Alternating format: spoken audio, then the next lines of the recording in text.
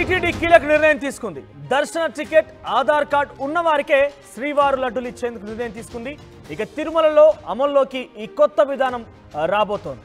శ్రీవారి laddu ప్రసాదాలను black market చేసే దళారులను నియంత్రించేందుకే TTD ఈ చర్యలకు పాల్పడినట్టు తెలుస్తోంది. సో చాలా కండిషన్డ్గా లడ్డూలకు సంబంధించి ప్రసాదాలని భక్తులకు అందించబోతున్నారు.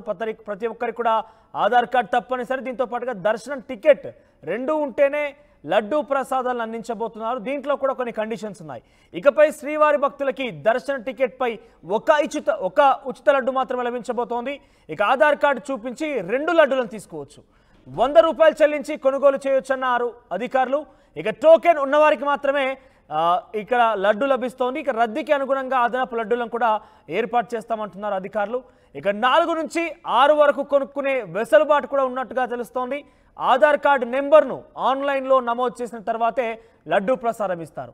ఇక అదనపు లడ్డూల కొనుగోలుకు వారికి అవకాశం ఉండదంటుంది టీడీపీ యాజమాన్యం. సో చాలా కండిషన్ కనబడుతోంది. టీడీపీ లడ్డూ ప్రసాదాలకు సంబంధించి కూడా టీటీడీకి సంబంధించిన లడ్డూ ప్రసాదాలకు సంబంధించిన అంశాలను కూడా పెద్ద ఎత్తున కొంతమంది దళారులు కూడా బయటకు తీసుకువచ్చి వాటిని విక్రయించేవారు. భక్తులకి అక్రమంగా కూడా వీటిని ఎక్కువ డబ్బులు తీసుకొని కూడా విక్రయించేవారు. వీటన్నిటికీ చెక్ పెట్టేందుకే ఈ కండిషన్ తీసుకొచ్చింది టీటీడీ. ఈ నేపథ్యంలోనే తిరుమల తిరుపతి దేవస్థానానికి సంబంధించి యాజమాన్యం కొన్ని కండిషన్స్ పెడుతూ దర్శన టికెట్తో పాటుగా అటు ఆధార్ కార్డ్ ఉంటేనే లడ్డూ ప్రసాదం, లేదంటే ఇక నో ఛాన్స్. దాంట్లో కూడా కొన్ని వెసులుబాట్లు కనిపించి ఆన్లైన్లో చేస్తే కనుక 4 నుంచి 6 లడ్డూ ప్రసాదాలు మాత్రమే మీకు ఇవ్వడం జరుగుతున్నట్టు కూడా చాలా కండిషన్స్ పెడుతూ యాజమాన్యం నిర్ణయం తీసుకుంది. ఒకసారి టీటీడీ ఆలయం ఈవో అధికారి మాట్లాడారు. ఏం మాట్లాడారు చూద్దాం. మీ అందరూ రకరకాలుగా ఊహాగానాలు చేస్తున్నారు. లడ్డూలు పాలసీ గురించి, లడ్డూ డిస్ట్రిబ్యూషన్ గురించి. పాలసీలో ఏమాత్రం చేంజ్ లేదు. దర్శనం చేసుకొని టోకెన్ ఉన్న భక్తులకి ఉచితంగా ఒక లడ్డు వస్తుంది. దాంట్లో అదనంగా 4 నుంచి 5, 6 కూడా వాళ్ళకి అవసరాన్ని బట్టి అందించడం జరుగుతుంది. అదేవిధంగా అవైలబిలిటీలో ఏమాత్రం తక్కువగా లేవు.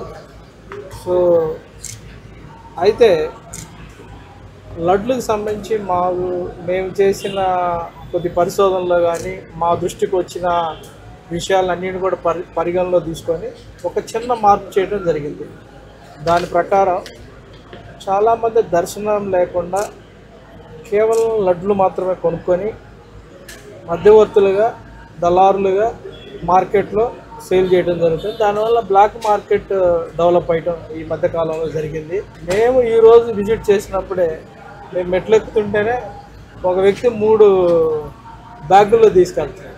అసలుకే వడలు చాలా తక్కువగా ఉంటే దర్శనం చేసుకున్నారంటే దర్శనం చేసుకోలేదు ఆమె. సో ఇవన్నిటిని మేము ఆల్రెడీ ఈరోజు చూడంగా మాకు ఆ దృష్టికి వచ్చింది. ఆల్రెడీ మా దృష్టికి చాలాసార్లు ఇది వచ్చింది. వచ్చిన తర్వాత అన్ని విషయాలను పరిగణలో తీసుకొని దర్శనం లేని వాళ్ళకి దర్శనం చేసుకోకుండా కేవలం లడ్లు మాత్రమే కొనుక్కొని మార్కెట్లో విక్రయించే వాళ్ళకి మాత్రం ఆధార్ తీసుకొని 2 లడ్లు మాత్రం విక్రయించడం జరుగుతుంది. దీంట్లో సామాన్య భక్తులకి వాళ్ళ యొక్క బెనిఫిట్ కోసమే ఈ చర్యలు తీసుకోవడం జరిగింది. దీనివల్ల సామాన్య భక్తులు దర్శనం చేసుకున్న వాళ్ళకి లడ్లు ఎక్కువ ఇవ్వటం ఏర్పాటు చేయడం జరుగుతుంది. సో బ్లాక్ మార్కెట్ను అరికట్టడం ఇది ఒక ఉద్దేశం. కేవలం లడ్లు కొనుక్కొని లడ్లు కోసమే వచ్చి లడ్లు మాత్రమే తీసుకెళ్లే వాళ్ళకి మాత్రము ఇది ఒక స్టింజెంట్ మెజర్ అని చెప్పొచ్చు. పాలసీలు ఎక్కడ ఏం చేంజ్, పాలసీ అలానే ఉంది. కేవలం దర్శనం లేని వాళ్ళు మాత్రమే ఒక ఆధార్ను తీసుకొని 2 లడ్లు ఇవ్వడం జరుగుతుంది. ఇది ఒక్కటే చేంజ్. దర్శనం లేకుండా వచ్చే వ్యక్తి మాకు తెలిసిపోద్ది కదా, టికెట్ లేకుండా వస్తున్నాడు, అతనికి ఆధార్ చూపించుకొని అంటున్నాం. మేము ఆధార్ ఎంట్రీ చేసుకొని రేట్ ఇస్తున్నాం. ఏం లేదు, ఆ రేషన్ ఏం లేదు.